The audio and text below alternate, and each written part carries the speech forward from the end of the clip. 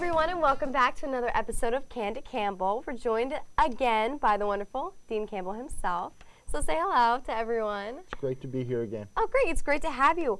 Well, so to jump right into the show, graduation seems far away, but I'm sure it's on the mind of all the seniors graduating and all their parents, and it's such a huge moment in their lives. So how exactly, what is the planning process going into commencement? Planning for commencement actually starts right after commencement the previous year. We do a review of what happened in commencement, some of the things that we can improve and work on that. It's a major undertaking. You know, we have approximately 7,000 to 10,000 people here for commencement. So it's a big thing, and it's a wonderful day for the students, for their families, and everybody to celebrate their achievements. The planning is a long process, and Bev in the President's office really is the one who focuses and leads us on that charge. But all the details from how do we organize a range site in the SRC, how do we plan for tickets, how do we, our graduation speakers start, working with the honorary degree recipients, working with making sure we have the right music and who's going to sing the Star Spangled Banner and all of those kinds of little details that are amazing, to the receptions that we have, afterwards for the students and their parents, the cookies, the places to take pictures. All of those details and Bev does a wonderful job of leading us all through that. It takes a full year, and we do an awful lot. And maybe on one of the future shows we can bring Bev in and we can talk about graduation. Yeah, that would be wonderful. We should definitely do that the season before commencement comes up. So planning has already begun for this year's? It started last year after graduation. Wow. We know that every summer when the students go away, renovations happen to the dormitories, and like last year they did they updated the air conditioning and the heating systems. Right. So I know on the cover of the Rider News today there are pictures here of the plans that they plan on, the buildings that they're planning on starting this summer. So can you talk about what these are? Sure. As you can see, we're looking at starting an addition to the Bart Luedeke Center Theater, and we're also going to build a new academic building. The new academic building is going to be by Memorial Hall. And it's going to house classrooms, some faculty offices. I'm not quite sure which faculty offices yet, but they're going to be classrooms in there. It's going to be a wonderful new facility. It's going to be on right angles to Memorial Hall, so it's going to come on a right angle coming towards Kroner. Okay. Creating an L shape, and we're going to have a little plaza and a little quad there so people can sit and talk and have a little place to meet, and it'll really be nice. The theater is going to be a full-service theater for music theater for the music theater program that we have. It's going to be state-of-the-art. There are going to be places to build sets and to bring in overhead swinging and flying sets. Wow. There'll be a place for orchestras to play music. It'll be on the ground. If you notice, the back of Bart Luedeke Center has like an incline that goes behind it, drops down. On the lower level will be a small theater and also a dance studio for rehearsals for dance and things too. So it's going to add some classroom space. It's going to add to our programs. But the key to that whole thing is it's going to be built in such a way that we'll still be able to use it for student activities and the Student Entertainment Council, movies, and things like that too. So we'll have two major theaters. We'll have a new academic building, and it's going to be very exciting for all of us. So now the new academic building that they're putting near Memorial, is that going to change at all the parking? Or is there more parking going to be added?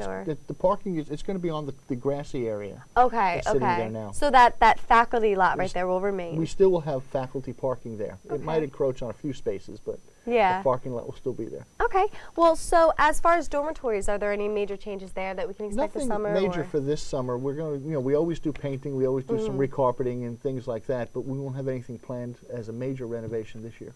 Yeah. Okay, great. Well, now I know the spring concert takes a lot of planning, and I know the SEC is in charge of most of that. Right. And last year we had the Plain White Tease scheduled, but unfortunately within an hour they were sick and canceled on us.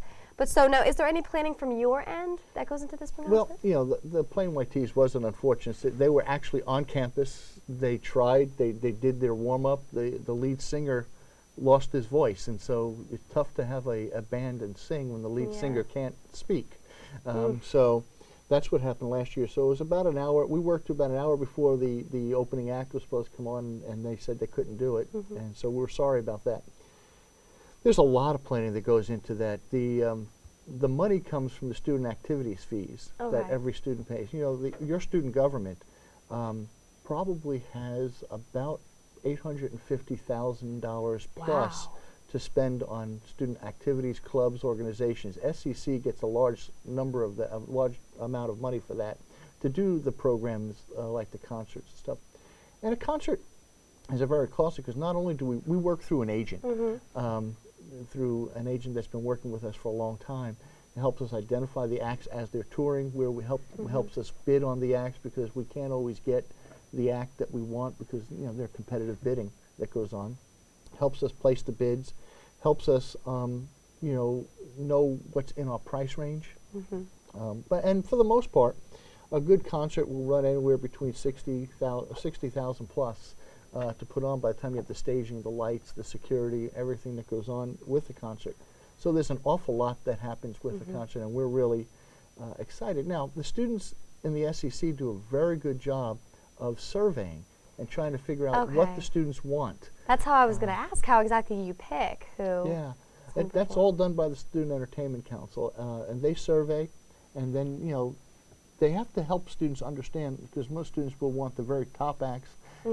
We had Beyonce when she was with Destiny's Child years ago. Oh, I didn't know that. But we got them before her Say My Name came out. But we got her, actually, when she came, it was the #1 song, but we got it at a very low price because she wasn't well known then. We couldn't afford Beyonce now.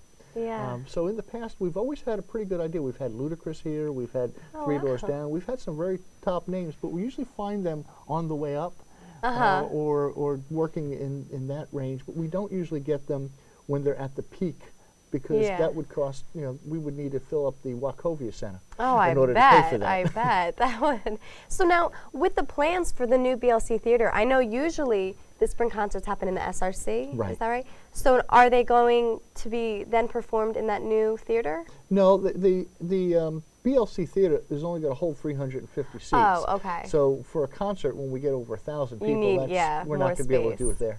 Okay. Alrighty, well that sounds good. I'm so excited to see who we have this year. I'm ready for the surveys. Yeah, it's be good. Oh yes, definitely. We have Beyonce, wow. So now, who exactly draws up the contracts? Well, that comes through our agents. Okay. And then we review it. Dave Keenan spends a lot of time, Nick Barbati spends a lot of time with our university council.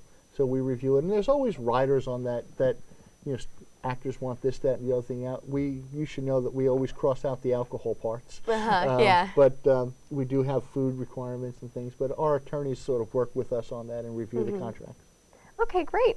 Well, actually, not to brag, but the studio here at Rider has been nominated for a few different awards for the National Broadcasting Society. And so we'll go into more detail about that on a different show. We can name the students themselves. But when it comes to representing the school on a national level, how exactly does that work? I mean, everyone must be proud. We're always proud of our students, and it really affirms what we do here at Rider. It makes us, it sort of recognition like that tells us that what we're trying to do and how we're teaching is worthwhile, and we're doing a good job. We start looking at the things that it's not that we've only got it once in a while. We've been consistently getting awards and winning first place and winning top prizes for the last few years.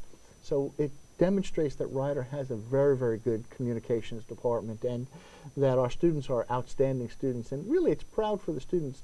And the wonderful thing for our students is they get to use that on their Vitas, and you parlay that into jobs in a tough job market. So I'm real proud of our students. I'm real proud of our department here, and the studio has done a great job.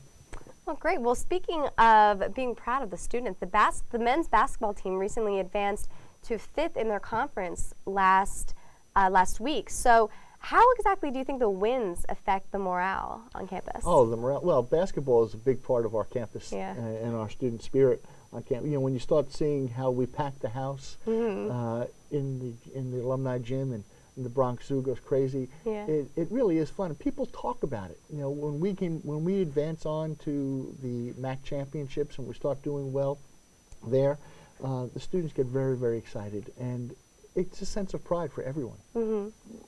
Oh, definitely. Now, I know a lot of the big basketball games are broadcasted live. So the planning that goes into that, is that on your end, or who exactly is in charge of that? No, it's not usually on my end. My end is usually the what do we do for the students? How do we get the students excited? And that's really with Karen Torsha and Campus Life. They will plan, you notice the T-shirts that they give out and the different things that we do to get students excited about the game to fill it up. But usually if students know the game's being televised, there's a general excitement in and of itself, so that's not too hard. Most of the technical behind-the-scenes things happens with Karen Torsha, who is our assistant athletic director, with Bud Foch, who's our sports information director, and some of the technical folks that are on our OIT staff, because they have the hard part of figuring out all the electrical requirements and all of that.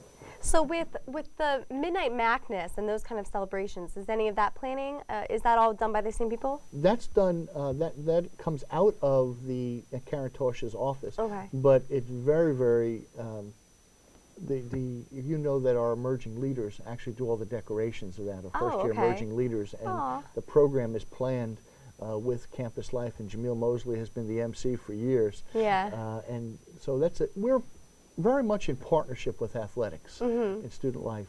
They are a big part of our programming efforts, and it really adds a lot to students and their activities. And we're proud of all of our athletic teams, not only the basketball, but the success of our women's field hockey teams and the success of our soccer teams. And they've done very, very well.